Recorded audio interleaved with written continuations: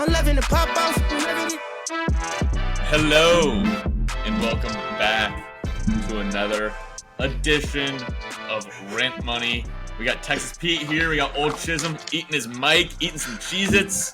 RunItBackJones as well. Come on. It's just going to be another great episode talking some college football. Last week's slate. Looking forward to this week's slate. Maybe one bad beat last week that we're going to talk about. Maybe talk about how this can relate to real life as well as to gambling. Adam looks like he's about to just start cracking up laughing over there. So we're going to have to get to him, see what he's feeling like. But before we get to all that, Jack Link's Meat Snacks. Find all the jerky sticks, steaks, bars, and sausages you need to keep your protein snack stash stocked. Original to hot and spicy. Steak bites to beef bars. There's an option for every occasion. Beef jerky, turkey jerky, Sasquatch jerky. We weren't supposed to say all that out loud, but anyways, get your protein fix with Jack Link's Meat Snacks. You can go check out their website. You can actually see what kind of meat snack you are. I'm a jalapeno. Still waiting for Texas Pete and Ole Chisum to figure out what they are. Maybe that's next week. But I'm a jalapeno. Also, $50, over $50 on their website, free shipping. So you're a little insecure about the amount of meat snacks you're getting at the 7-Eleven. Come and go wherever you get your gas station needs. Order it online. Get it right in the comfort of your own home. You will not be disappointed in Jack Link's Meat Snacks. Thank you for sponsoring the episode. Woo! Old Chisum, you look like you're laughing. You look like you're having a good time. Bounce back week this week? Sure. Why not us? It's the Lord giveth and he taketh away, Jack. I wish he'd giveth a little bit more, If God does exist in this world, I would hate him for what he created. Or her. I'm only only joking about that one. Texas Pete, we got your Texas play of the week later. Texas Pete's Texas play of the week. They're 2-0 on the year, yes, presented sir. by Dude Wipes. Do you feel like you're doing Texas right currently so far into the season? I do. I think we are holding it down. Thank you for bringing it up. I didn't want to be the one to give myself flowers, but I absolutely would. 4-2 last week. We're turning the ship around. We are up to 7-1 on the season, so we're hovering right at the 500 mark, and we are heading in the right direction. So, really like this week's slate. I think it's gonna be another good one for us. We got a lot of guys hovering around the 500 mark last week. Myself, 2-3, 8-9 on the year. Just gonna keep working at it, keep doing our best. Old Chisum, 3-10 on the week, 19-20-1 on the year. Little note, what in the actual fuck, guys? Texas Pete Chisum with 13 plays. We can maybe walk through a couple of these these outcomes and whatnot. But maybe we start with kind of the headlines. Avery Johnson started off the week with some fireworks on Friday night. Arizona at Kansas State. That was a game we were all very excited for. We were chatting it up. It was just one of those perfect nights for me where no plans. Friday, we're really able to lock into the Cats, see what they were talking about. Cats on both sides. A lot of excited. Was excited to see what Fafita had going. Was excited to see Avery Johnson. And Texas Pete, we talked about it a little bit before. He had Avery Johnson ladder. We talked about it on the show. Maybe Kansas State busts open some of those quarterback design runs, and they sure did. We saw kind of Avery Johnson electric with his feet. He is prone, to the occasional misthrow. I think we all saw that too, here or there. But ultimately, this guy's an electric college football player. I'm excited to see what he has the rest of the season for us. Any outcomes or takeaways from this game? I can't believe how good McMillan is. I mean, this guy just gets open at a rate where he's not blowing you away with his pure athleticism. He's just making the right moves at the right time. Quite honestly, that was the first game that I sat down and watched it for in its entirety. Very, very impressed. Doing a way too early look ahead at the big board. It looks like he's going to be the projected first wide receiver off the board this year's draft, should he elect to go. I don't know if he's a senior or not. But yeah, super impressive stuff. This guy's frame is absolutely built to produce at the NFL level. It's a lot of fun to watch him. Yeah, all three levels of the field. Route tree, unbelievable. AK, any thoughts about McMillan? I mean, it's fun to watch just a college receiver that is leaps and bounds better than everybody else in the field. A men amongst boys. It's rare today with just how fast and how long DBs are now. But I want to make a very important note. TP, you got the Chisum stamp of approval when it comes to looking at the big boards, right? Week 3 of college football. You got to be ready. You never know what life's going to throw at you. And every game is an opportunity for you to get some film on a guy that could be a gem day 3 of the draft in April. So it's very important if you're a ball knower. If nothing else, figure it out. Get some tape. Study some film. It's important. But I think other than that, to your point about Avery Johnson too, I don't know if there's a quarterback in the country right now that is hitting all of their throws that they should be hitting. Maybe Quinn, maybe Jackson Dart, but no one's really as consistent anymore. I feel like the demand and the importance for an athletic quarterback who can stretch out a play is way more important in today's game. So I didn't mind anything that I really saw when it came to Avery Johnson. I thought he's exactly what this team needs. What do you think about the hair? Do you like it? Are you in? Are you out? I'm with it. Do your thing, I think it looks cool on him, but I don't see that hair being on a very serious quarterback who has national title aspirations. You know what I mean? For some reason, it just doesn't click, but it looks good in the purple. Hey, you know what? I think aspirations, it's okay. Expectations, maybe you cut the hair. You got to earn your Yankee stripes. You got to shave your beard. Yeah. Going back to that conversation a few weeks ago, aspirations, expectations, there is a difference. And he looks good in the purple and silver. He really does. Yeah. I would say one thing, flip side, McMillan, it felt like FIFA, this guy's so good, McMillan, that he almost relies and leans on him too much. The offense might have a one-trick pony problem. Scoring 7 points isn't really acceptable. I guess I took the over on Arizona scoring points, so hand up, missed that one. I thought they were going to be able to get it done. Maybe upgraded Tulane as a team after kind of seeing how K-State performed that week, and maybe upgraded Kansas State's defense slightly as we go into Big 12 play.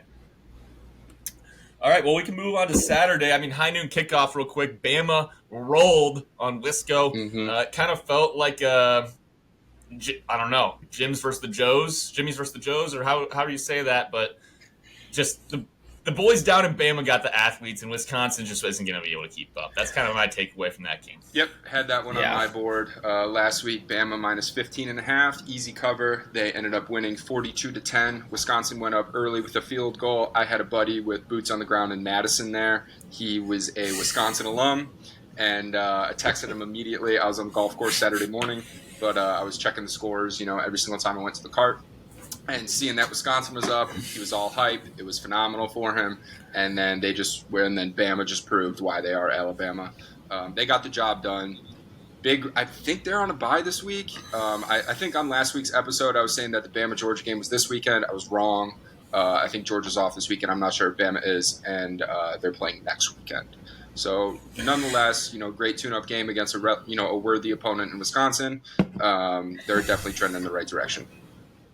Yeah, also had some boots on the ground. He said the Bama fans were very nice, a very nice fan base. But he said maybe it's one of those things where you're not going to dance on a gravesite, right? He said they had an air of confidence of we don't need to be mean or nasty because we're going to come out here on our road trip and clean up. Do want to call out Van Dyke, the starting quarterback for Wisconsin. Was injured in this game. Leg injury. I don't know if we have complete updates on the injury there. We'll see how that kind of impacts Wisconsin as they move into Big Ten play. Anything from this one? Oh, torn ACL. I guess it is an update. Sorry, yeah, torn ACL out for the year. With that said, Adam, where do you kind of put the ceiling on this Wisconsin team then the rest of the year? I think Wisconsin is the University of Iowa, but in red and white. They're the same team in my eyes this year, except Wisconsin just took a step down because they don't even have the veteran quarterback, journeyman. Iowa has two. But outside of that, I mean, Wisco it's kind of sad watching what was once a proud contending program.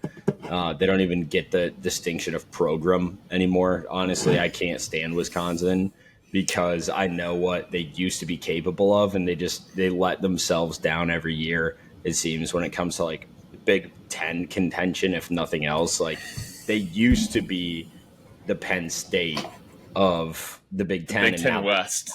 yeah, and now they're just not, and it's kind of sad to watch. Yeah, I think that year 3 for Luke Fickell. We'll see what happens the rest of the year. Wisconsin's a program that does give a leash to their quarterback or their coaches, let them kind of build that thing up. They're not looking for overnight success. But after this year, I could see next year being when he's legitimately on the hot seat for the first time. They suffer from some of the same issues that Iowa does, and that's that you don't play in the Big Ten West anymore. So can't run rampant on them.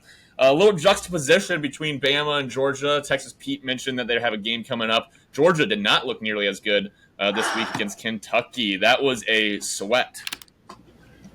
Yeah, I just don't think that Georgia's offensive line is at the same caliber that they've had in previous seasons. They're not able just to continually rely on getting 5-6 yards every single rush and just work their way down the field, own the clock, own the field.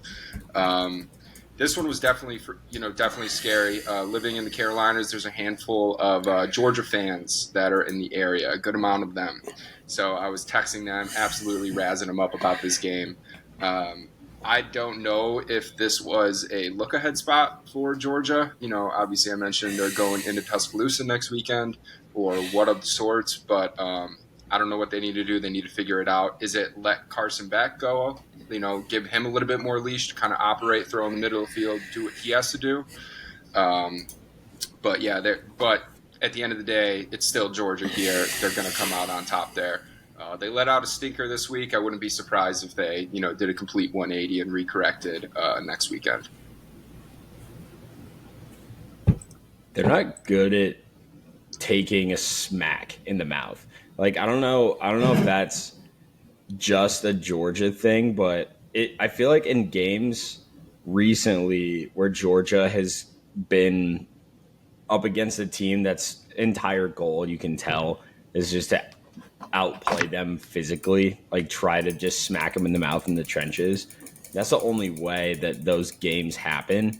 If you're Georgia, like to your point, the offensive line just needs to get nastier and play the Georgia brand of football that we're used to seeing. But same thing with their halfbacks. I don't know if it's an ETN problem or what, but something's got to change enough on the offense to give them, something of a spark. You have so many athletes, right? Get the ball in their hands faster, let them make a play. But at the same time, it's kind of cool to see the Kentuckys of the world not just roll over and die whenever, they get handed Georgia at home like that. They're excited about that still. It's an opportunity for them. So I think that could be an omen of some conference games to come, not just for the SEC, but the Big Ten as well. Like conference play is going to be nuts this year. Yeah. Yeah, and I mean, there's really nothing that could turn around a program more than being on a bye week here and having Kirby Smart yell at you in practice for 2 straight weeks. So, dude, angry his man. YouTube clip, yeah. Let's Turner see just here. said, "Fuck it, he's out." Looks like we lost Mr. Jones, but no worries. We're going to go ahead and let's go through a handful of the games from last weekend as well. So a notable one that I had here was Boston College in Columbia, Missouri. Mizzou 27, BC 21.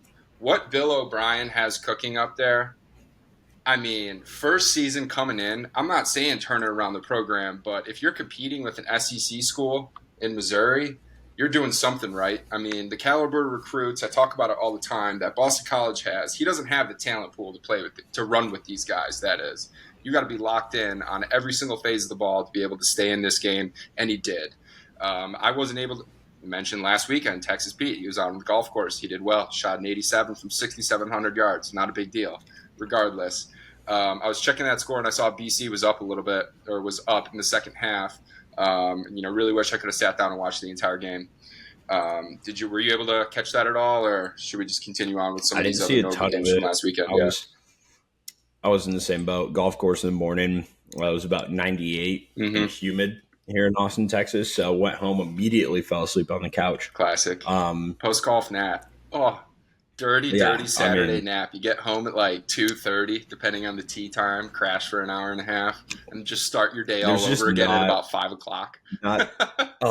Yeah. We're like, you know what? I think some takeout Chinese food will hit the spot. Yeah, that'll hit the spot right now, and then I'll go meet up the boys for some beers. But yeah, anyways, we almost made it out. I just melted the rest of that night. Okay, good. Oh yeah, melted. Not bad. Hanging in there. Looks like Mr. Jones is joining back, but I had this on my card last week. Texas A&M in Florida in the Swamp. Easy cover. The score was not indicative of how competitive this game was. A&M 33, Florida 20. So my hypothesis of fading any Florida starting quarterback with the first name of DJ is 1-0. So chalk that up as a potential system play for the rest of the season. Graham Mertz started though. True. I had that play last week. However, Billy Napier still was the head coach before he came out. I did see that though. Yeah, and they do still have a DJ quarterback that's on the roster. Yeah. He's on the depth chart. He's seen snaps, so we can count that as well. But I don't think has DJU played every single snap for Florida State this year? Have they tried mixing in anybody else or? I don't even know what the hell. I don't know. I gotta say, I love Billy Napier. He's probably my favorite college football coach right now. Just for the sole fact that you just need somebody that looks like they're about to cry. They just look like they're just dead to rights on the sideline, deer in headlights. He's probably the best one we got going right now. They got to be at a power school, major conference school. Florida's won national championships in our lifetime. Matt Rule kind of had that look last year, when Nebraska kept Scott Frost. I was going to say Scott Frost was the perfect him. Who else? Who was the coach before Scott Frost? It was riled up. It was in between Pelini. Yeah, Riley. It was Riley though. Yeah. But he had that look. Maybe Nebraska. Maybe it's just the Nebraska teams have that look. Yeah. But then also Charlie Weiss, classic. You look over his fat ass on the sidelines, just not knowing what the hell is going on. Perfect. Well, any other games that you guys wanted to highlight from last week before we really move on here? Chisum, you want to go on a parade for your Irish, or is that just expected? Shit. How about the Irish, though? No, we'll give you floor's yours. Dude, come on. They're back. No, they're not back. Notre Dame 66, Purdue 7. Absolute stomping. I think we figured out one thing. It's that if we just run the ball, good things happen. We had damn near every run play. It was just get behind the big boys. I know they're inexperienced up there, but they're fresh legs. They're ready to go. You're playing Purdue. So, granted, we lost to NIU. So, Purdue's a household name in comparison. But holy shit. You're sitting there and you're like, I don't even know. I don't know what to think. I don't know what my expectations are as a fan anymore. But it's good to see them smiling. I follow all the players on Instagram and stuff, and they all seem to be in good spirits. So I'm happy that things are going well in the classroom. Snap, bro. Figure out who you're gonna be as a Notre team. You're a student athlete, right? You're a Notre Dame man, and that means it means more. You're hitting right? the books, that's what they say. Well, we can transition into what might be on the card for a worst beat of the year. West Virginia. This is it. Are we going to touch? Oh, go ahead. I was going to say I had Mississippi State on my card last week minus. How'd that one go down? Minus 12. Is that Toledo? And, was that Toledo? Yeah, they got their backs blown out. So I'm going to just stay away from Power 5 conference teams against MAC schools for a while, I think. if I'm not on the side of the MAC school and I'm trying to get action on that game, I want you to fly down to Austin, either of you. We got one MAC Take care school of team business. that we were on the right side of last week. They might be on the card again this week. A little teaser. Kent State lost 71-0 to Tennessee. The Nico train rolls on. We'll give a quick run through of the Heisman odds later. But West Virginia, they say throw out the record books when you're playing your rivals. Backyard brawl against Pitt. Up 10 points with, I don't even know, 4 minutes left. And the ball. For their first team They ever. just could not have orchestrated a worse collapse. I was writing the check already on that one, sitting back in the lazy boy, feeling pretty good about myself on a Saturday afternoon, thinking I had the world figured out. And just as quickly, that changes. And that's a bad beat. I did some reflecting. I think Ole Chisum and Texas Pete might have done some reflecting as well about situations that maybe could be described as a bad beat in life, or just situations where you're, stuck, feeling silly, looking like an idiot. There's a lot of them, and maybe try and apply that back to the world, to the game of gambling, wagering, bets, and maybe I can just start off about something that I thought of or felt in that moment. We'll start with this one. You see me wearing these glasses here today. I got some thick boys. Adam, Texas Pete, probably have both put these glasses on at some point. And the world changed. 100%. Everything is a little blurry. Everything, you're not going to be able to see straight, for lack of better words. So if I lose these glasses, or I'm out of my contacts walking around, I feel a bit like an idiot. I feel a little blind. Not going to be able to operate to my highest levels. Not even going to be able to see the board, in fact, or look at a slate and feel confident about anything on it. So when I'm without my glasses, it's kind of like when you're pulling up, FanDuel, DraftKings, or whatever on a Saturday morning, looking at these games and nothing's sticking out to you, nothing's feeling good. It's just not a good feeling. Yeah, if glass lenses were, determined by thickness of human beings on a scale Dude, of, I got Angel say Reese Taylor like Swift level lenses over here. I was gonna say we're rocking Meg the Stallions on Turner's face. Like them boys are yuck. Them boys got some C's at the end for sure. False. You had to have had a couple of good ones you brainstormed. So, a bad beat here. I guess it's kind of like a euphemism. I don't know. Don't hold me to the literary terms. Things that make you feel like a loser. Getting caught pooping in school. So this is something you shouldn't be embarrassed about, because everyone does it, but for some reason you are. Like, every single one of the hottest girls have known ever has pooped in school at some point in their life. So it really makes you think, right?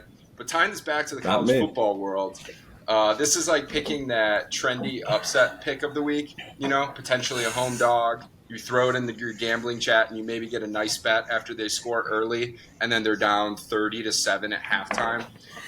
Total stinker. So you don't want to get caught pooping in school. You don't want to have that. It is funny, slip. you go into the office these days and, it doesn't take more than 2 minutes to go urinate in the bathroom. And so it is just always kind of funny that everybody has like this silent awareness of what you were doing when you were gone for the last 10 to 15 minutes. It's just, society norms are funny and goofy thing, are they not? Yeah, they really are. One that I just thought of off of the top of my head listening to you guys is when you're hanging out with like a group of your friends, music is a fairly large part of the environment. Say we're on a back porch, we're drinking. Yeah, I think I know where you're going with this. And maybe it's In the Air Tonight, Phil Collins, or it's some other song with just a killer drum fill or a guitar riff, and you just go a little bit too early, right? Like you hit the drums a little bit too early, the timing's off, and you look like a damn fool. That's how it felt, looking at, let's say like the Notre Dame NIU game last week, throwing a live line out there when Notre Dame's, they're down 6 points, and you're like, like let's go for it. We can cover what the live line's looking like. No, brother, you can't. You hit that too early because they're gonna actually let him score again. And then the second hook comes around, and like you're gonna try and like sing the lyrics to it. It's even more embarrassing. And you mess it up. Like, it's like 30 seconds, but like a second too early. So all You're of in a fault sudden it's dead setting. quiet, and then everyone in the room just hears you. There's another guy that's like harmonizing, just like rubbing it in your face. Like not only does he know the timing, the tempo, and the pitch, but he knows how to harmonize it as well. Kind of Just similar to Salt this and is the Malone. guy that's on ops too, and he's playing songs, but he can't play a song for more than a minute before he picks the other one. This is like the guy that's just spraying and praying. He just can't make up his mind about anything, so he's just gonna put down 10 bets and with no idea where they're going. Yeah, those guys are just brutal. Right, I guess another one I have. This is a pretty. This is pretty goofy. I was at the Cubs game last night, sitting in the bleachers. It gets crowded up there. I don't know if you guys have ever had a situation like this, but the lady in front of me had a ponytail. Had a person to her left she was conversating a lot with. Had a person to her right she was conversating a lot with. That ponytail, I think, was swinging. It was catching a lot of knee back and forth. I'm not really great with confrontation in this situation. Like, hey, lady, don't whip your head back and forth so much because you might not be able to know it, but that little brush against my knee is just the worst feeling in the world. I don't know if anything like this has ever happened to you guys. It's right up there next to like when your girlfriend is snoring, but it's very, very light. Like it's the smallest, quietest snore you've ever heard, and it's just enough to just get under your skin and just rattle you. But you're it's just like sitting there like, but it's like not quite at the threshold like, where it's loud enough where you need to wake him up. right, like you feel like an asshole if you shake him and you're like, oh, you're snoring. Man. I feel like bleacher etiquette. I mean, bleacher etiquette is like something that's like a subsection of American culture that's not quite talked about enough. The scenario that you just described, Mr. Jones, there was like almost out of a curb skit, like exactly. Like literally, I could just picture Larry David like tapping her on her shoulder, saying, "Hey, you know what? Your it's ponytail." Infringing. It's infringing. You know, everybody gets this much room in the bleachers. You get your allotted space in the bleachers. He's tapping on Cheryl's knee, like next to him. He's like, I'm going to say something. She's like, don't say something, Larry. Don't say something. Well, I say this is the reply guy award.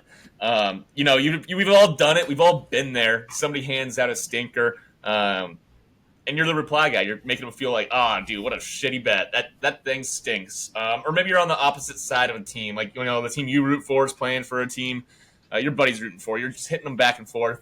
That's how it felt, you know, with the way she was flipping her hair, talking to the people to her left and her right. We're going to give that one the reply guy award. You feel like an idiot. You feel like a dunce. You gave out the losing pick, and everybody's letting you know it. That's kind of how I felt just sitting there as her hair was brushing against my knee. All right. What do you guys think about this one? So, bad beat. Things in life that make you feel like a loser. When a girl is taller than you. So, for some reason, this makes me think of like the unserious college football programs, you know, that I tend to cheer for here.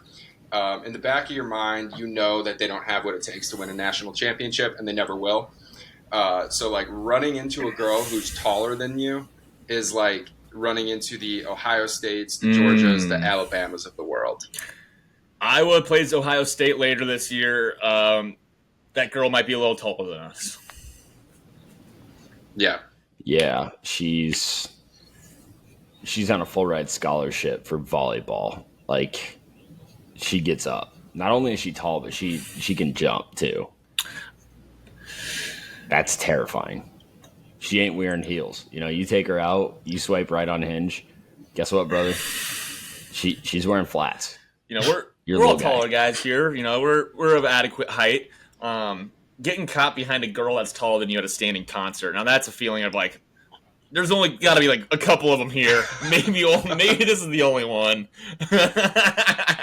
You know? In the whole state, you know.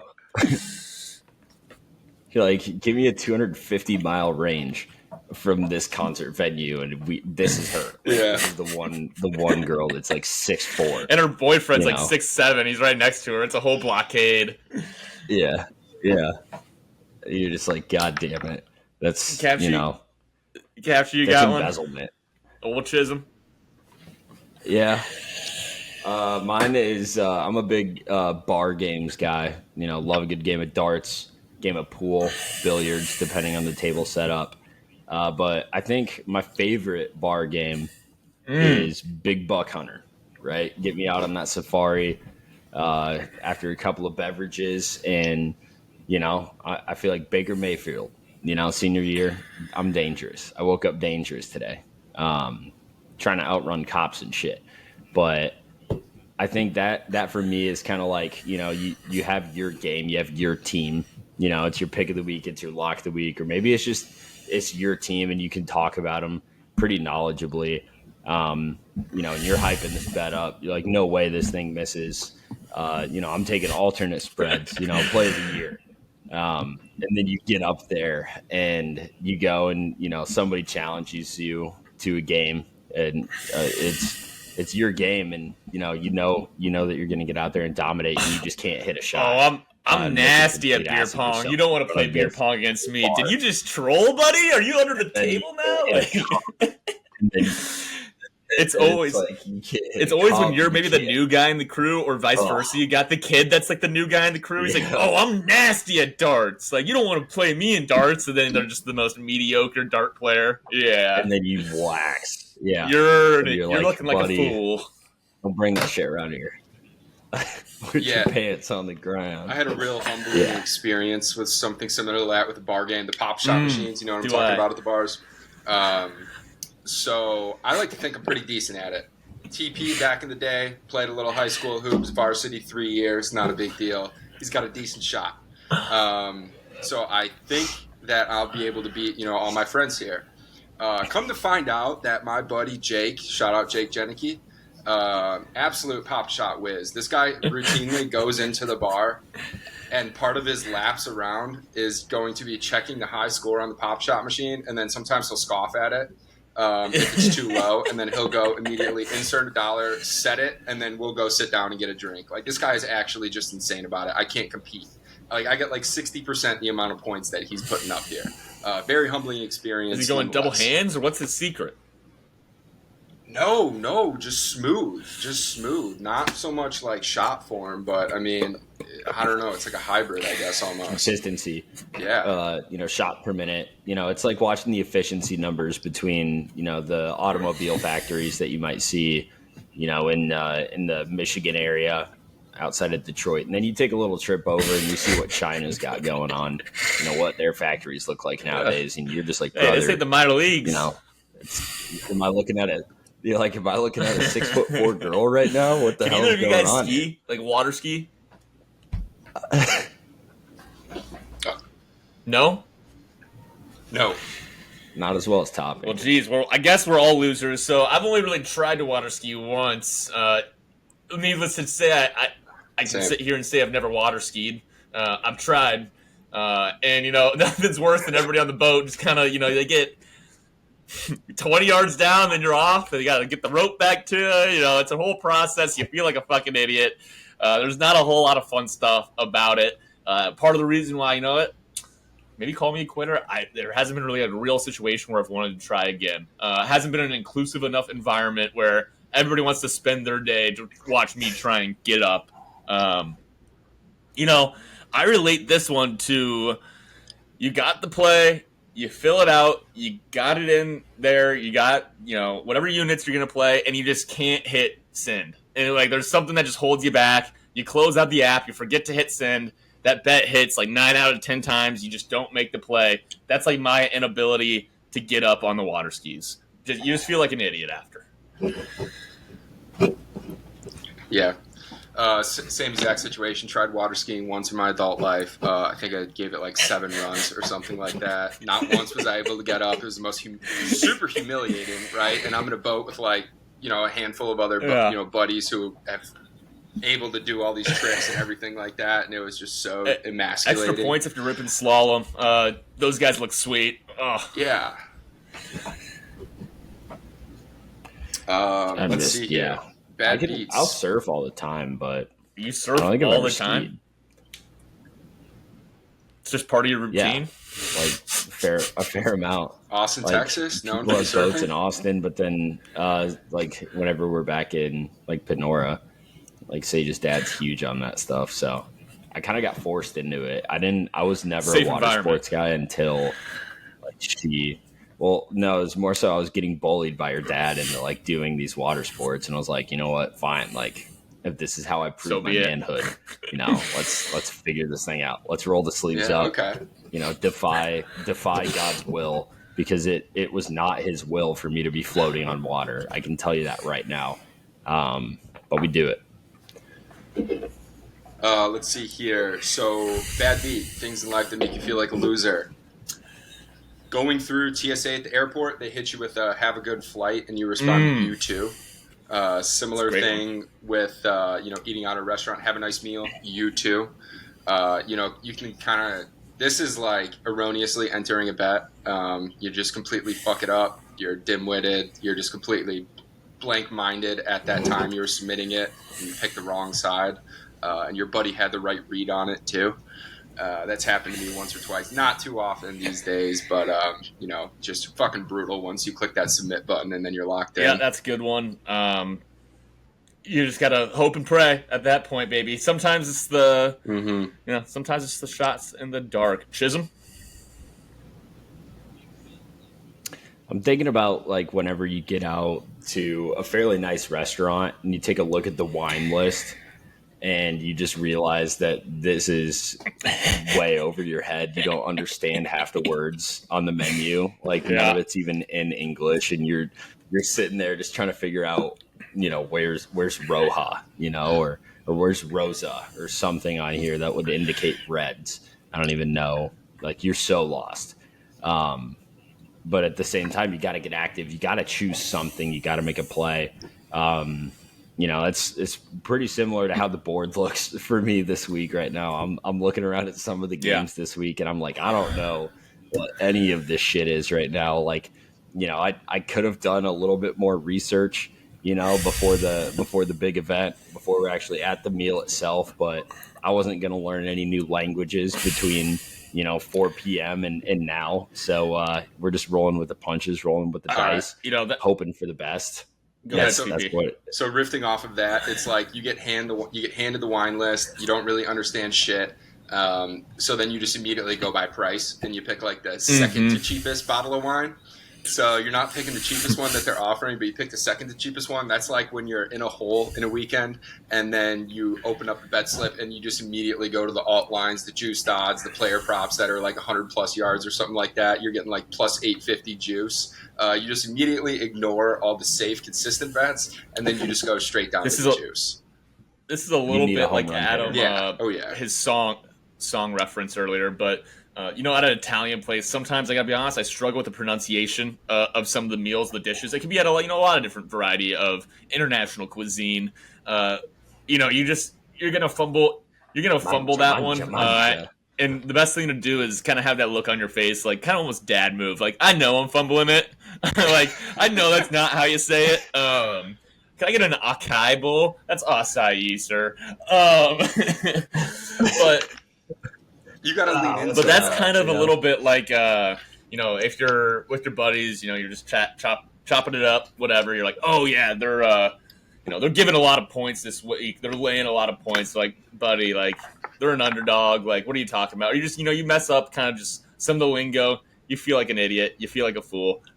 You feel dumb. It's a bad beat.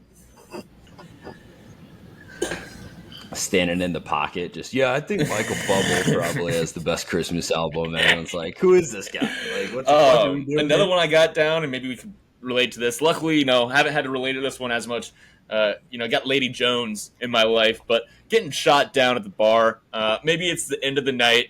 You haven't talked to a single woman. You've been just mixing it up. You don't know where the time went. Why was I playing darts for 30 minutes or like more like 3 hours? But you're because it's sick. You're gonna try and get a score, make a play at the end of the night. Maybe just get some good interaction or chat it up. Setting some foundation for next week. You go and try and grab some digits, and it just doesn't work out. You get denied. And this one, you feel like an idiot for sure. I call this kind of like the former Pac-12 shot play. of the night. The night's getting late. The games are over. But like verbal meme, Vince Carter, I got one more in me. You make a play, and then maybe you just go to bed before it's even over. So that's the shot. It's Pac-12 shot. I was gonna say you could also call it the 2-minute drill. If it's end of the pregame, we're going into halftime. Are you taking the knee and you're gonna wait for the bars to start opening up the floodgates a little bit? Or are you gonna go in? And are you gonna try to catch something, try to get some action momentum going before the half? 2-minute drill at the end of the game, very different, desperate, scary hours. That's where the Hail Marys start coming out of the playbook. You're out of timeouts. We got to get corner switch to the sidelines ASAP. Fuck it, McMillan's out there somewhere, but we can't find McMillan. Who even is our third string tight end on this check down? I don't have any team chem with them, but you're gonna have to figure that out quick. That's an end of ball game situation. God, is it not nice having a Lady Jones, a Lady Chisum, a Lady Texas Mrs. in our Pete. lives to avoid? I apologize. To avoid these situations, because holy fuck, this is probably the only podcast out there with 3 hosts who are actually in committed relationships. So that is. I think unique. Total time combined has to be another version of this. years. I call it the Garrett Gilbert. If you remember, Garrett Gilbert came in at halftime of the national championship game for Colt McCoy. This is when it's late at night, maybe college hours, and you're running with the I don't know about the ones, but this isn't your go-to crew. You look around and you're just like, this is a gnarly mix. This is a gnarly mix of people. I did not expect us all to be seeing each other right now at this time, but fuck it. McMillan's down there somewhere. We're gonna run the offense. Ready, break. That's the dangerous. It is the dangerous Knights crew. I got one more in me. Vince Carter meme again, if you guys don't mind. In college, I was well renowned, well known for being good with chords. Still am very good with chords. If you need somebody to come in, nerd squad your place up, I'm the guy.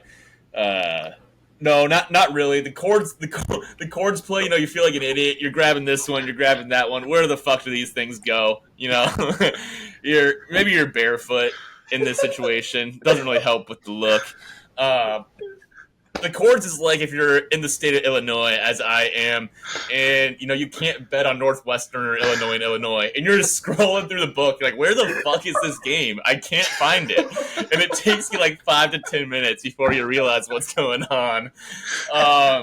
That's the chords, feeling like an idiot, bad beat.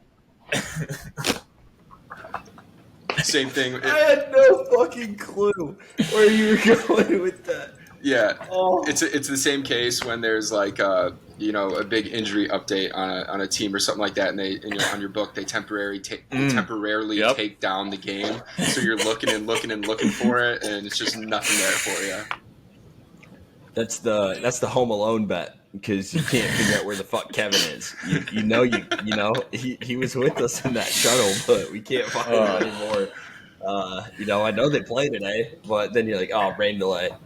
That's why. But I think that went pretty. Yeah, I think that went pretty well. I think a fun spin on that. In the future would be like you could do bad beats for things that make you feel like a loser, and then you could do backdoor covers, things that make you feel like a winner. I don't know, just spitballing, putting it out there. Karaoke, but you don't have to look at the lyrics; you just know them all. Yeah. Boom. There you go. Next time somebody has a backdoor cover circled with a lot of juice for them, we'll whip that one out. But let's get into maybe this week's picks. There's a lot of good games this weekend. I don't know if the slate's super deep, but there's about 3 different games at the top of the slate that all are at different time slots. Thank you from the college football gods. But as we know from last week, football cultural starts on Friday nights now, fellas. Couple games Friday night: Illinois at Nebraska and Stanford traveling east to Syracuse. Are either of you guys have these games on your card? Yeah. Everybody seems to be on Illinois. I didn't think that would be the case. I thought Nebraska would be getting way more hype from the public, but it looks like Illinois has gotten a lot more juice, or at least, from the group chats and the circles that I'm running in, had multiple people texting in saying, better be here in Illinois on the card this weekend. But I don't know if I'm fully sold. This line seems really, really good from Vegas. I don't like it at first glance at all. I want to fall into the Illinois trap, I think, and I very well might. Maybe this discussion will change my mind one way or the other. Altmaier and Raiola have about similar stats this year, and as good as Raiola's been, what he's been so impressive at doing is just managing the game as a true freshman, something that Nebraska could not do at all last year. He hasn't necessarily had to go out there and be Mahomes, who he's imitating or aspiring, not expecting, but aspiring to be. And so I'm still waiting for this game. This is going to be a huge game, or maybe he's going to be required or needed to do a little bit more. I wanted to play the under down to 42.5. Just felt a little bit low for a Friday night game.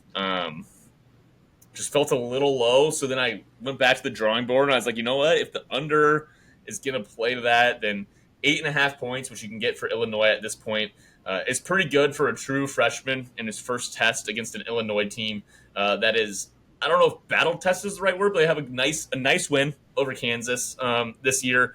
They have a pretty solid defense. I know I took an over on them last week, and now I was trying to flip and take the under, but I think I'm going to take the 8.5 if I can get it. It's going to go against some things I maybe say later in this year about fading road teams on these Friday night games. But it just feels kind of like a spot where there's a lot left for this Nebraska team to prove, especially when I'm pretty low on Colorado as it is their best win. Yeah. Yeah, but you touched on it there. I think home field is going to play a massive advantage in this game. A notable aspect from it, this is Nebraska's 400th consecutive home sellout. That's a fucking bullshit lie. Because what the fuck else is there to do in Nebraska? That's what it's officially reported, so do what you want with that information. Adam's got some Nebraska roots, but this is one of my biggest pet peeves in all of college football. Is just a fictitious record that they themselves claim.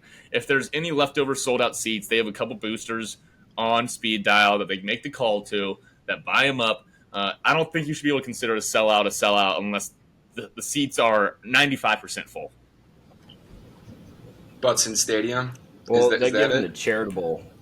They do a lot with charities, where they give extra tickets to charities almost every Saturday. Every football team gives tickets to some what's charities. The problem with that? There isn't. Yeah. It's just another opportunity for Nebraska to pat themselves on the back for nothing. They say 400 games ago. When did that conveniently start? When they were good? They're like, we've been doing this back since we were winning national championships. But it's just another example for them to try and tie them back to the national championships. It's probably been about 400 divided by at most 15. You're hovering around 30 years. Yeah, well, that's just something that's always grind my gears. Texas Pete, didn't mean to interject. Just it's a good stat, and it's a stat that college football fans should at least know, right? So I don't think this whole mini Mahomes script has played its entire way out between Nebraska quarterback Dylan Raiola. Have they linked up yet? Are they in a picture at the same time together? Okay. Previously, they are they're friends, quote unquote, according to Patrick. There was an interview where they were asking Patrick about it, and I don't know if Raiola went to a camp that he was running or what was going on, but they're on I might be overstepping my bounds a little bit here, but I think they're on a texting basis to this point. Texting like Jason Tatum very texts casually, Kobe? Probably. If I had to guess, I feel like Patrick is able to put up with his brother and his wife because he's just laid back to the point where nothing really bothers him or phases him that much. So I feel like this whole thing with the media kind of being like, oh, what's up with Raiola copying you it's probably honestly really funny for him. But also it's the same thing that people want to say about Greta Van Fleet when they're like, well, you guys just sound like Zeppelin. And I'm like, dude, if you're going to mimic or copy somebody, you might as well mimic or copy the fucking best player, the best band to ever do it. Ooh. So I really don't have as much of an issue with Raiola copying Mahomes. If Raiola's going out there and copying like Kirk Cousins, I'd be a little confused. But the humility would get him across. Growing up in adolescence, was there somebody that, an athlete or a figurehead that you both tried to emulate? Cordell Stewart. Those are pretty good. How come? Kyle Korver makes sense. You were just trying to wet ball threes or what? How deep did that run for you? Yeah, pretty much. It was pretty surface level. No, it was pretty deep. I mean, I remember my. Oh, I can't believe I'm saying this. I remember one of my first email addresses I made was nickcorver26@gmail.com. Yeah, that one still haunts me. I think that's still tied to my Facebook account, too. Are you sure it's not Pete Corver? That's so funny. Yeah. So it was pretty deep. Yeah, definitely. Who was yours, Adam? Chisum? Jimmy? Cordell What did he do? Who's that guy? Oh, like... Yeah, I don't even know who that is. He was the Steelers quarterback when I was a child, and Big Ben. I think I would say that between the ages of like 2 and like 5 or 6, when I realized it wasn't in the cards for me. I wanted to be black so bad growing up, and he was just kind of like one of, if not the only, black quarterbacks that I watched. You had Donovan McNabb and Michael Vick and like some of the greatest black quarterbacks to ever play were playing at this point in time. But being a Steelers fan, you got the Steelers blanket laid out in the basement. We're all snuggled up as a family watching this. I couldn't get enough. He was just fun to watch, and he was actually so much better than I look back and think about. There was a really weird scandal where apparently someone in the media was like saying that he was secretly gay and like hiding in the closet, and then he kind of just got ostracized from the league after that. And it was like, looking back, it's a really, really sad story, but it eventually led to us getting Big Ben. So he deserves more love and respect. And yeah, I think this is bring my that platform awareness. to give it. There you go. Clap it up. Personally, I guess real quick, never really a big A-Rod fan, but I really liked as a batter in the box. He would do this thing kind of where he rotates his wrists. I mean, not as like Sheffield, but just a little like, you just feel cool before you're about to strike out. Just what about Euclid? With Euclid's hand like way up top. Bring back the goofy batting stance. Not enough of that in baseball anymore. They're way too normal. No one's like willing to get hurt. The only person that was doing it was Juan Soto, and he just looked like a jackass with the stare down. He still does, yeah. Made it way better by going to the Yankees. What an idiot. But Texas Pete, are you going to be on Nebraska, all things? Yes. So we're locking in Nebraska minus points. Thinks it's at 8.5 right now. We'll officially put it on the graphic after this episode airs. Nice. Other Friday night game, Stanford at Syracuse. I am on Syracuse. Texas Pete has been hyping up the Kyle McCord Heisman train. I don't see any reason why that ends this week. Syracuse is minus 8.5 at home. Fun little sprinkle about this game. Lamson, the quarterback for Stanford, was actually at Syracuse for 2 or 3 years before transferring to Stanford. So a little bit of a homecoming for him. He was a backup. I don't know if there's going to be a lot of vitriol, with this quarterback coming back to Syracuse, but it is just a fun little storyline to follow as, he makes his return. He said, the Carrier Dome is going to be loud. It's going to be an engaging environment. He was trying to kind of butter him up a little bit. He's like, it's going to be a tough place to play. 8.5 points. Adam's not so sure, but 8.5 points. Traveling West Coast to East Coast on a Friday night, student athletes at Stanford. They probably got a lot going on this week. It's not always easy to make that travel. Saw a statistic today. Maybe you want to pocket this one for later on Sundays. But Pacific Coast teams that covered the spread the week prior and then play the next week on the East Coast have only covered around 33% of the time. So we're gonna take that, apply it to college football, because I think that there's an even bigger discrepancy between these West Coast teams going east in college. They're not going to be chartering planes like the NFL players are. They're just kids. All right, make a mental note for the very serious academic schools. So I'm thinking like the Stanfords, the Cals, the Notre Dames. When midterm season rolls around, remind me to fade them at the spread. So put a pin in that for, what is that, like a month or so when midterms start? Yeah, we'll take that offline. And we'll revisit that conversation. Yeah. Yeah. I'll text my sources.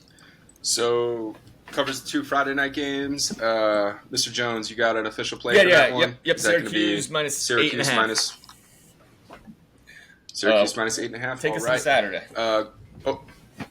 Yep. Starting off with one of the games on Saturday's slate here that I have is NC State at Clemson. Clemson is 17-point favorites. Over-unders at 48. I personally have a play on this game. It's Clemson's coming off a bye week last week after losing to 30 points to Georgia and then winning by 30 points against App State.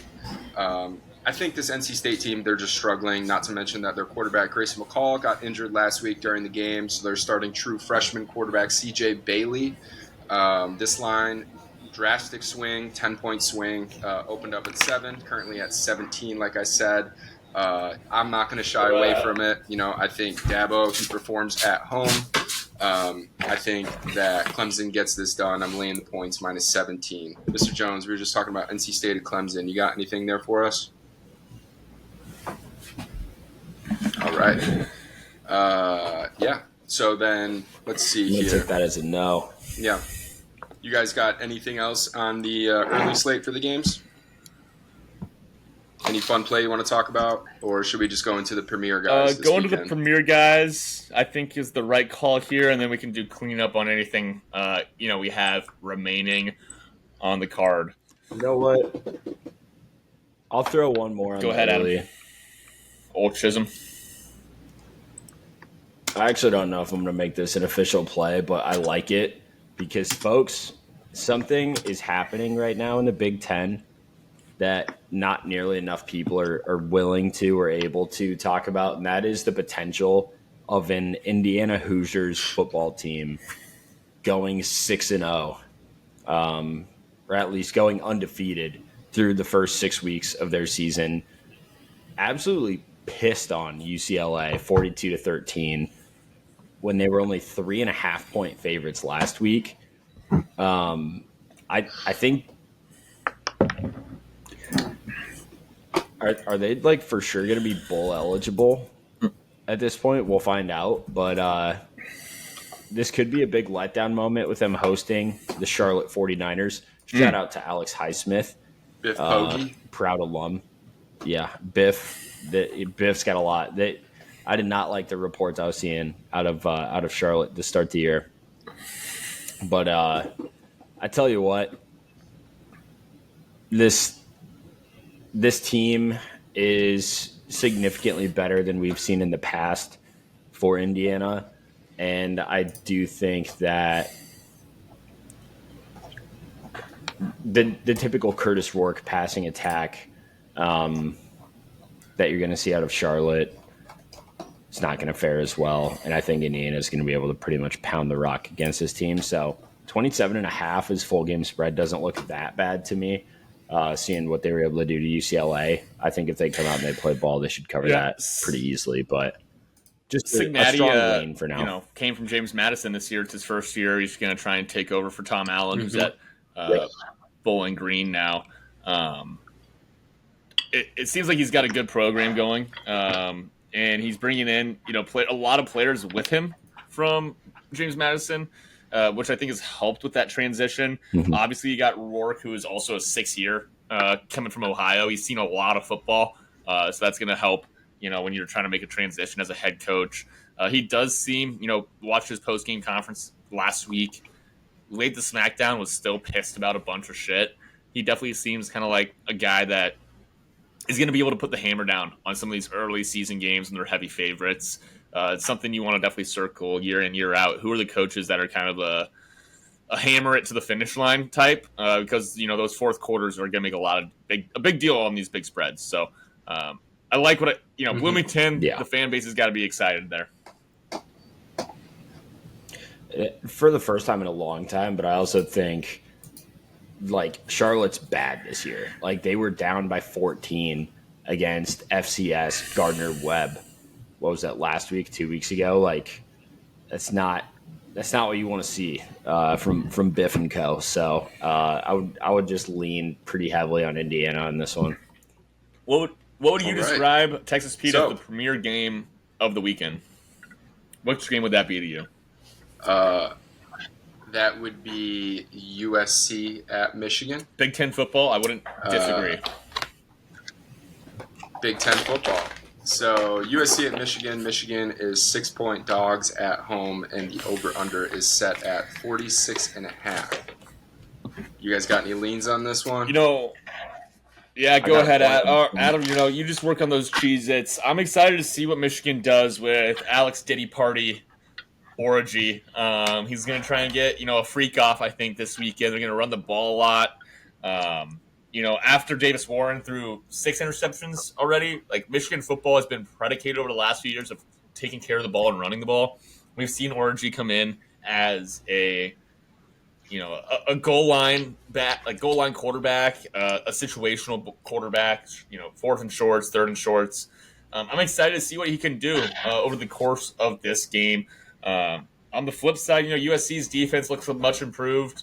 And I'm excited to see what Miller Moss is going to be able to handle the pressure that Michigan likes to bring. They're one of the highest pressure rates in the country in terms of blitzing. So he's been really good PFF grade in those situations so far, but the sample size is very small. A couple things I'm looking forward to. Yeah. Yes. Michigan's defense is first class, right? That goes without being said. But I'm excited for this game because this is going to be like a game script that this USC team probably hasn't played against at any time in the Pac-12. They're playing a stout defense who's going to be able to hold their own regardless, no matter who they're playing. And 2, they're going to be Michigan that is going to be just running it down your throat, especially with their quarterback. And side note, their quarterback can't throw a fucking ball. So hopefully it'll just confuse the shit out of USC. They're not going to know what to do. I think they slop it up at home, sloppy steak style, and, just kind of surprise them. I think it's going to be relatively low scoring, although I could see, a handful of, plays just really getting over the top on USC side and then just opening up a massive hole, if you're Michigan. But I'm leaning towards Michigan on this one. I'm going to take the points +6 as it is right now. Like I said, we'll finalize it on the card, but I'm going to take the home team here. At the big house, right? It's going to be a big environment for not a young quarterback, but still a new quarterback. First road test, right, that he's ever really seen. Chisum? First major road test for sure.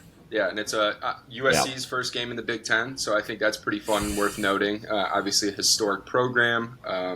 So it'll be really a real big welcome to the Big Ten moment when they're just going to be running it. Mick Murphy, whatever you think of him, had a article about kind of teams as they move into new conferences oftentimes struggle more than expected, especially compared to their win total.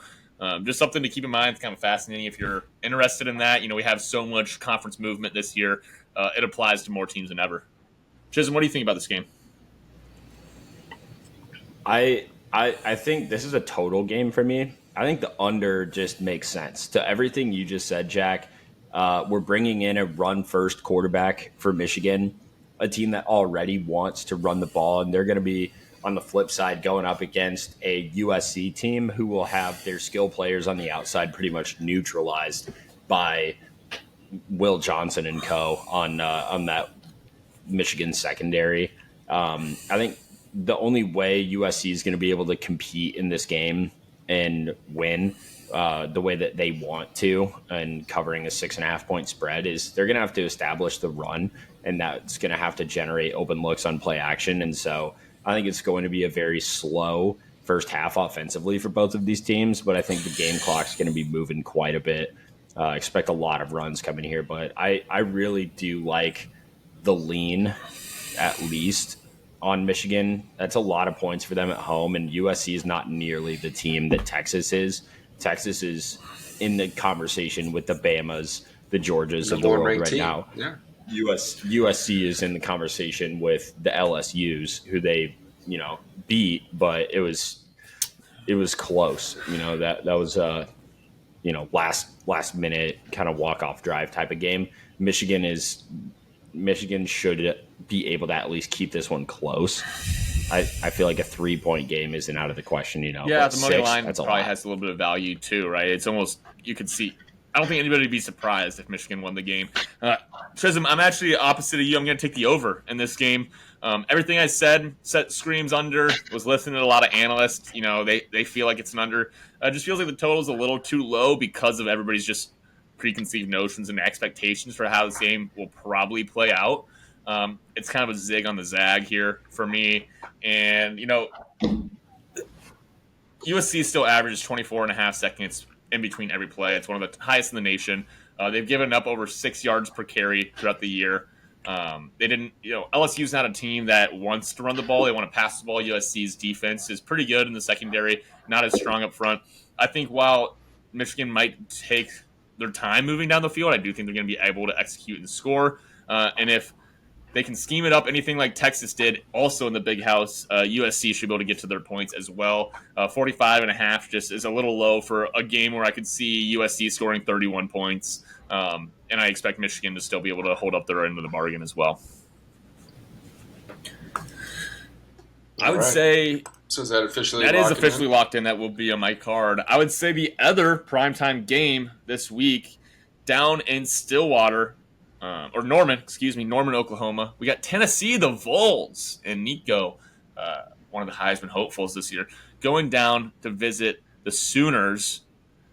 This is SEC football now, boys. I mean, the schedule makers know how to scheme up a good storyline, right? We got two of these games that are just have huge programs and huge implications on the rest of the season amongst newcomers, stalwarts. Tennessee is favored in this game. It's actually the first time that OU has been a dog of more than 3 points at home since 2000. Fun fact about that was who was the quarterback for OU at that time? Josh Heupel, now the head coach at Tennessee. Who was the defensive coordinator at the time for Oklahoma? That was Brent Venables.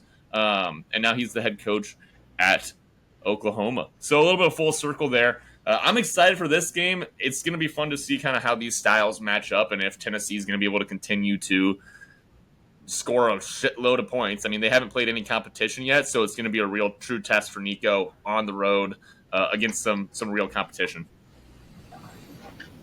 Yep, I agree. So this is just to remind everyone we are a pro Nico podcast. Always have been, always will be. Nico, come on the pod, man. You're more than welcome. This is his first major test in his 4 career starts, I believe. And in those 4 starts, Tennessee has won 221-13. So, it's not even comparable to the competition that he's played thus far. Although I do think it was nice to get his feet wet, really see the defenses live that, are on the opposing team. But this Oklahoma team is going to be completely different than any competition he's played thus far. I kind of like the fact that Oklahoma has had to grind out some wins earlier this season. I think they beat Houston by 4 and Tulane by 2 scores. Texas or something Pete, like I would that. say a theme throughout the years. You really value a hard-nosed win. Yeah, I mean, especially early in the season in the non-conference games, I think it gives you good exposure on what you can expect going into your obviously tougher conference schedule. But at the same time, it's a fine line. Between I like my guys battle tested and then hey maybe these guys suck. So I'm gonna lean on the former on this game here. I think I like Oklahoma getting the full touchdown at home with this relatively untested but could be an all-star quarterback in Nico Iamaleava. Maybe I think you work on the nailed it. pronunciation since we're a Nico pod. It sounded great. But I also think you can't sell at a higher time on this volunteer program. Going to the Tennessee volunteer program, did you guys see that they're adding a 10% talent fee to all ticket prices for single season and season holders in the 2025 season? What do you guys think about that? Is that going over the top? That's fucking outrageous. I talked about it in Iowa City how they had the roundup dollar The 10% tax I think is okay if they're gonna also even it out a little bit on the back end. I mean, you can't just increase ticket prices by 10% for. It just seems like a lot. I mean, 10% if you're paying already, some people are probably paying $10,000 already for their season tickets. Yeah. 10% is a little bit of a stretch. The donors that are most of those season ticket holders are probably already the people that are paying, the most to the NIL funds. And it seems like I don't know if they really got the sign off there from those guys. Although I would like to frame it as if you told me you were going to raise prices by 10% on anything, and you said it was going towards getting my football program better players, I'd probably say, you know what? All right, could be worse. That's true. You know It'll probably work. I was going to say, I was like, every NFL team does this, I mean, granted, that you're paying the players' salaries and whatnot, but why not? Like you're in the SEC, you're trying to become, that top dog for the first time in a long time, if ever, right? Like this is the best Tennessee has looked since Peyton Manning, right? We got to take advantage of that situation, and if that means bringing in a few more young bucks, you're seeing the impact of top freshmen. Dylan Stewart over at South Carolina might be my favorite player in the country right now. Jeremiah Smith and all the other guys that Ohio State brings in, like one impact player as a freshman can make or break your season. And if a 10% spike is all it takes for Tennessee to be in that just conversation, wait 5 years. Fuck it. 5 years from now, they're going to do 5 years from now, they're going to do a review of this, and they're going to say out of that 10%, only 1% actually ended up going to the players. That's what's going to happen here. And I want to see the ROI on it for sure. I could just see I'll have to see the ROI. I could just see like a verbal meme of like Nico running in like a nasty touchdown and then just like pulling out the iPad tip screen and like passing it to the student section. I like that. Hey, well, I completely agree with your sentiment. This is a buy low Oklahoma spot, sell high volunteer spot on the road. If you got a bell cow, you're going to ride that bell cow. Tennessee's been that for me the last 3 weeks here. One of the few consistent bright spots. And as a gambler, as a podcast host, as a fan, we're going to reward success with more opportunity. So we're going to give Tennessee the opportunity at 7.5 favorites on the road to come through and show me that they are the wagon that I think they are. They are the bell cow for my gambling season.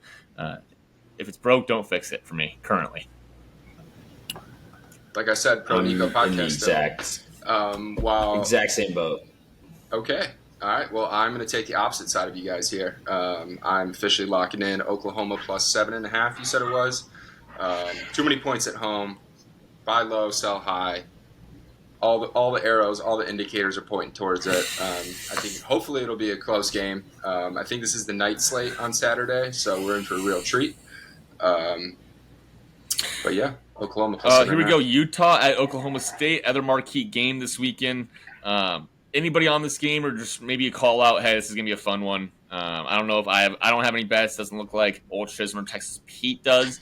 I do think both these teams still, especially after Oklahoma State's great performance last week, looks better than expected against that Tulsa team on the road in a sleepy spot with a look-ahead game. Cam Rising, contrary to popular belief, he's going to be playing this game, and we'll see who comes out on top, and whoever comes out on top will have the inner track, the inside road to a Big 12 championship appearance. We got Cal at FSU. Is this one that you guys talked about yet? FSU minus 2.5. But holy shit, I can't believe Florida State is favored in this game. What the fuck? They're messing with us at this point, right? Like, it's got to be an absolute joke. FSU, who did they play last week? Memphis, right? Was it Memphis? Got just Memphis. Outplayed. Yeah. Blown out by Memphis. Yeah, just absolutely ridiculous. I think at this point,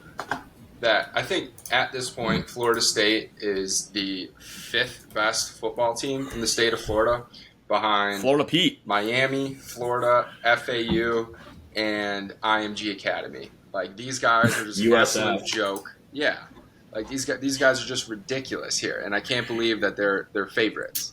I don't have a play on this game, but it's just like, what the hell Lock is going me in. on right now? I'll lock in Cal. This is Give me the points. I mean, I didn't even know that they were favored in this game. Fuck it. We've been on a DJU boom train. And it doesn't feel like Norvell is going to make the move to the freshman quarterback. You recruit 5-star quarterbacks. I know DJU is maybe listed as the second best quarterback in the transfer portal. Well, that's just the list was wrong. And you got to start to play the freshman. You're already 0-3. Maybe he's a sophomore now. How does this look to recruits that you're trying to bring in the future? Come to Florida State. It's going to be awesome. We almost made the playoffs last year. You're going to be able to grow into a role here, except for the fact that we're going to bring in some 6-year transfer every year to play over you. It's just ridiculous. Yeah. I don't understand how you can try to rebuild that program by sending a crystal clear road flare message to every young kid looking for playing time. Hey, you're not going to get it here. So just go right over to Florida. They'll at least start you against the FCS schools. Florida doesn't have much of a better story right now with Graham Mertz starting again. Yeah, so I don't understand why they would bring Mertz in. I thought we retired him. We officially retired him last week on the pod. We retired him only for them to turn around the next day It was and just say, ridiculous. Mertz so good. It's exotic Joe. Guess what, motherfucker? And he just pops up. All right, why don't you guys take me to another one of your plays for the weekend that you're excited about? Yeah, so one that I'm very excited about. We talked about the notable success of it thus far. We have our third official Texas Pete's Texas Play of the Week. Arizona State at Texas Tech. Texas Tech is 3.5-point favorites, over-under set at 60. This is the first, like I said, we're getting in conference season. This is the first Big 12 game for Arizona State. But they've played this game hundreds of times before. This Texas Tech offense, definitely an air raid heavy offense, led with junior quarterback Baron Morton at the helm. He's already got 1,000 yards on the season, 10 touchdowns. This guy's slinging it.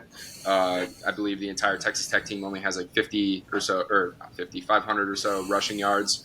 But I think I'm going to take the experienced quarterback. He's a junior versus Arizona State's freshman, and his name's escaping me. I think this road test is just a little bit too heavy for him going into Big 12 conference play. And I'm going to be laying the points. Red Raiders -3.5 for the third installment of Texas Pete's Texas Play of the Week.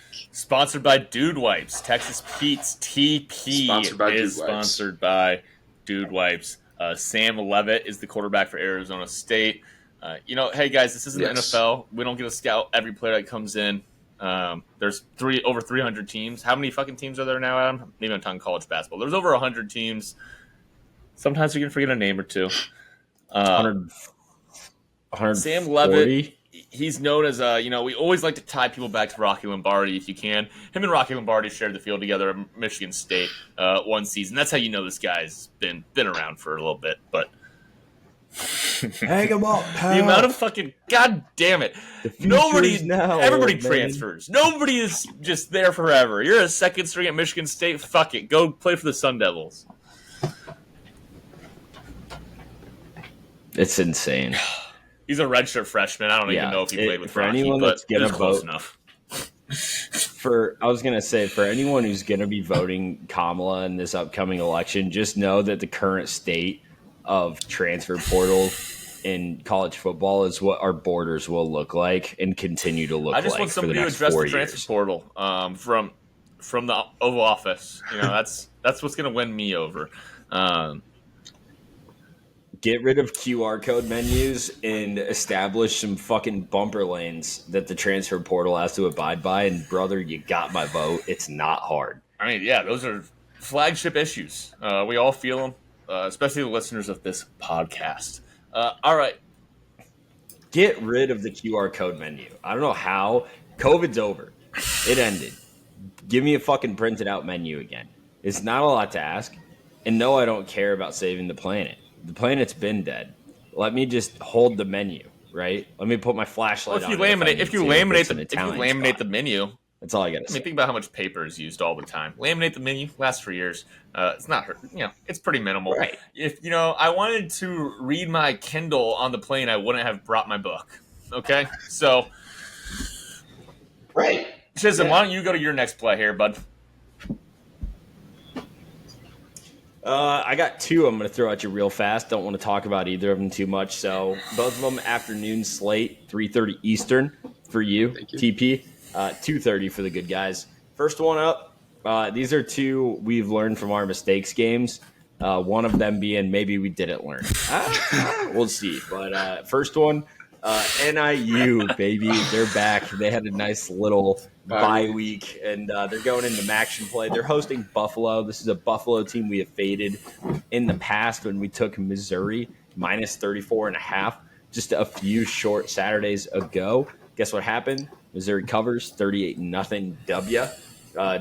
Notre Dame obviously was the last opponent NIU faced. Not only were they 28.5-point underdogs, but they were outright victors. Hammock and the boys are feeling pretty damn good. I think because they got the bye week after, it takes away some of that letdown spot energy, right? Lets you celebrate properly. It's kind of like, you're a champion golfer on the tour. You win the British. What do you do that next week? You're not playing in that next tournament. You're taking that next week off, rest and recovery, a little bit of R&R. It's good for the soul. So go ahead and give me NIU minus 13.5. Pound the rock, baby. Bring them to the boneyard. The other one, maybe I haven't learned my lesson yet, but Georgia Tech is back in my life because they are getting way, way too many points against an extremely mid ACC opponent here in Louisville. They're getting 10.5 points against Tyler Shaw, former Texas Tech Red Raider transfer. I don't know if you guys watched the Texas Tech matchup last year against Oregon. This was a late night matchup. I loved Tech in like every spot here. I think they were much 5.5 preseason hype about this Tech team and Tyler Shaw last year. They're everybody's favorite dark horse. Oh my god, last year. And then Stinky what did they train. do on a game where they were down by 3, I believe. So they're covering the spread, about to make a drive to win outright. And with about 60 seconds left, Tyler Shaw, what does he do for the Red Raiders? He throws a pick 6, blows the spread, blows the game. No one was happy. Raider Rash continued to run rampant. And I expect his Raider Rash days, much like the herpes that many of his teammates have, in partial credit to Jim Brome over there, Jeff Brome, I should say. They haven't played anybody. Louisville's played FCS, Austin Peay, and Jacksonville State. How they're already ranked 19th in the country is a little bit beyond me. So, feel good story's not over yet. Give me GT, Georgia Tech, plus 10.5 on the road. GT phone home. How Tyler Shaw did not make our preseason slut list for transfers is beyond me. Oregon to Texas Tech to Georgia Tech. The guy is just traversing the United States at this point. I'm telling you, whoever wants to run on some transfer portal control, that's build some bumper lanes. That's who's going to win my vote. All right, here we go. I got JD Daniels is out here just fucking every village whore that walks into town, and meanwhile, you got Des Walker last year, couldn't even get on the field for the first however many games. It's despicable. No Shannon needs another year of eligibility. Bring him back, baby. Come on. He's a big fella. All right, Kent State at Penn State, minus 48.5 for Penn State. Little Maction. This Kent State team lost last week 71-0 to Tennessee. Asking the boys, Chisum, Texas Pete, let's say you're 19, you just got mollywopped by 71 points, then you got to go into Happy Valley next week. How are you feeling about things? What's your mindset going into that game? Feeling about as good as the campus was feeling in the late 60s, early 70s when officers started opening fire into Vietnam protesters. That was not a good day for Kent State, and neither will pretty much any Saturday this college football season be for that university. How do you get that locker room fired up? You don't. You just fucking don't, dude. Practice. You just tell them, you know what, guys, we're going to get through this weekend. We got Maction. Let's just try and continue to improve. Nobody get hurt. Let's get to Maction play, fellas. I'm sorry that we scheduled this game. We're getting paid $1 million to do it. Extra Rice Krispies in the locker room after the game tonight, all right? All right, here we go. Break. It's like you're a high schooler talking about bad beats. You're a high schooler picking up an extra shift for one of your buddies who's going out of town, and you know that he's going to get your back when your vacation's coming up, and you need someone to cover that shift. But his shift just so happens to be like Memorial Day weekend. It's just insanely busy and packed. And you just gotta rip this double shift. You gotta clock in, and you know it's gonna be hell from the jump. But once it's over, you know that there's better days ahead. That's where this Kent State team's at And right with now. that kind of mindset, Kent State didn't even turn over the ball last week, and they lost 71-0. Penn State struggled with Bowling Green the week prior. And I think this is just a time for James Franklin, a bit of a me guy, a bit of a we need to make this shit look good. We need to get the boosters back on our side guy. Yep. I think they're going to try and run it up. I think they're going to really try and get a get-right gain here going into Big Ten play. We have seen this Penn State offense be a little bit more explosive. It does make me a little nervous that a 55-7 finish would put me out of the money here, but which is crazy to think about. But crazy to think about that out loud. But we're still going to ride with it. We're still going to ride with this spot for the Nittany Lions. 48.5. Oh. Laying half a century. Ooh. I kind of like the first. You know what? half That's spread what I thought about that. I on looked this at one. it. It's If you haven't 27. taken a look, 35? It's 27 and a 40? half, I think. 26 and a half. 26 and a half over at DraftKings. I think that's look at the board. a safer I think play. with their struggles against Bowling Green last week, it makes me a little hesitant. I do think they want to come out hot, but it's more of a James Franklin, let's get this fucking train going play. Like, that means we're going to be playing to put these guys in the dirt through the fourth quarter. All I'm saying is on this one, I'll make 2 quick points because this will be on my card. Number one, you're seeing what's happening to a Kansas team without Kotelnicki right now. They look lost. They are hopeless. But number two, Jack, I know you said the final score was 71-0 against Tennessee. Do you know what the score was after the first half? I know I had 35.5 first half last week on my card, and Tennessee was up 31-0 at the end of the first quarter, so I felt pretty good about it. I think they were up like 56-0, something like that. Yeah. Yeah, going into halftime, it was 65 so they put the brakes. to They 0. put the brakes on. So, 26.5 first half, I'll take that. I'm way less worried about a Penn State James Franklin led team. Talk about a guy with an ego. They're going to come out and put numbers up against a team they know that they can do it against. And Kent State is just kind of kid on the playground. Can't really do anything but watch them. You know, there's just you just have to stand there and take it. All right. Any other plays? I got mine. Visual, but We talked about all 5 of mine this week. I actually Anyone got want one to wrap left it on the up? muscle this week. Maybe for the first time Let's hear it. of all time. We got Baylor at Colorado. Baylor is giving points here, or laying points. See, this is what I'm talking about. I always get my mind confused here. We're plus 1.5 Baylor here, the Bears. Colorado, if you can believe this, has only ran the ball for 170 yards all year. Doesn't really feel like a recipe for success once you get into conference play if you don't have the ability to run the ball. Baylor is actually top 5 in the nation in terms of rushing success, defended. And then they're also top 50 when it comes to playing against the pass as well. So their defense is pretty stout. They played Utah already this year. They did lose that game, but they played them pretty tough. And they played them defensively really pretty well. Say what you will about Shedeur and his comments after the Nebraska game. Raiola, how many times is he getting touched? Not what you want from a leader, not what you want from the quarterback. But he's not wrong either. The offensive line is putrid. They're awful. They're terrible. And I think they're going to continue to get exposed as they go up against stiffer competition. And that's why I have Baylor getting points. So 1.5, we're going to take the Bears on the road. Something just to watch for, Daquan Finn, the starter, named starter at the beginning of the year, is day-to-day going into this game. So we might see Sawyer Robertson. He's a former Mississippi State transfer. He played really pretty well against Air Force last week when they won 31-3. So to me, it doesn't really matter who plays between Daquan Finn and Sawyer Robertson. They had a quarterback battle in the offseason. Both of them have shown flashes. Daquan Finn's a little bit more dynamic with the run game.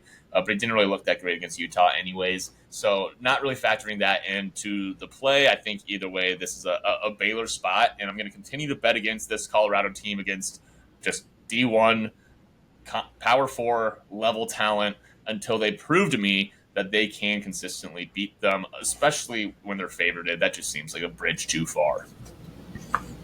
Mm-hmm. Seems like a sketchy line too. 1.5. Plus 1.5. Super sketch. All right. Yeah. All right. So I'm going to recap my picks for the week here. I got Oklahoma plus 7 versus Tennessee. Nebraska minus 8.5 versus Illinois. Clemson laying 17 versus NC State. Michigan plus 6 at home versus USC. And then the Texas Pete's Texas Play of the Week presented by Dude Wipes is Texas Tech minus 3.5 versus Arizona. All right, we got Stanford at Syracuse. Syracuse minus 8.5. Illinois at Nebraska. Illinois at, I believe this one's plus 8.5. Michigan versus USC over of 45.5. Tennessee at Oklahoma. Tennessee minus 7.5. Kent State at Penn State. Penn State minus 48.5. Baylor at Colorado. Baylor plus 1.5. And then we're also going to give a play to putting your chords together correctly. That means I'm going to have to reach out to a friend to get this Illinois game betted. We're going to have to make sure our chords are in order. Call the Geek Squad, baby. Yeah, I'm going to run through all of mine. I didn't talk about all of these because I didn't want to on some of them, but first play is a Friday night game. We're taking Washington State minus 11.5 against San Jose State. Then turn around quickly Saturday morning. Indiana minus 27.5. Penn State first half spread. We're taking them minus 26.5. USC at Michigan. We got the under 46.5, and we're leaning with TP here towards the Wolverines. For sure taking NIU minus 13.5 and Georgia Tech plus 10.5. I'll also be riding with Turner on Tennessee, whatever the spread is there, going up against Oklahoma. And I will be riding with TP, whatever the spread is come game time. I will be taking the Huskers, go big red. Also, just want to give a really quick shout out before we end this thing to the Northwest Missouri State Bearcats soccer team. The girls got it done earlier today. For those of you who saw, they were, in fact, able to take down Augustana. Proud alumnus Luke Eastman is shaking in his boots today. 1-0 thanks to Emily Yackley's go-ahead goal in the 70th minute. This thing was an absolute boot. But also a quick shout-out to Lily Ellis, who was in front of the net for the Bearcats. That was her 23rd career shutout for the Bearcats. So a lot of good things coming up. Shout out to my cousin Maura. You're making the family proud. Hell yeah. Shout out Northwest Missouri State University. If we're just giving shout outs, I want to give a shout out to the Chicago Cubs. Scored 3 runs in the bottom of the 5th today to get a over 5-run play. Did they lose the game? Yes. Are they going to miss the playoffs? Sure. Has it been underperforming? Absolutely. Is Clipboard Council back next year to bring us a lot of energy on the bench? Absolutely. But shout out those 3 runs in the bottom of the 5th. That's a backdoor win. Love that. All right. Red Sox got it done today. First time in a while, I think. Well, this has been another wonderful episode. If you've been listening along live, appreciate you. Check out everything else in the Pop Off Podcast, NFL, college football. We'll see what kind of pop culture we have coming out for you guys. Follow the Instagram. Beetlejuice just came out. I think, Ralph, you had a 1-minute review there. Lots of good things. Follow the Rent Money Burner on Twitter. If you do anything with your life, just go ahead and follow that one. If you don't have a Twitter account, make one. Follow that one. Let's get them this weekend. I think, we're all sitting around 500. We've said it all about some teams here today. This is an inflection point on their season. We'll see if they go up or down. This is an inflection point on our season, gentlemen. We'll see what happens. Yeah, I got a lot of work to do after last week. A lot of work.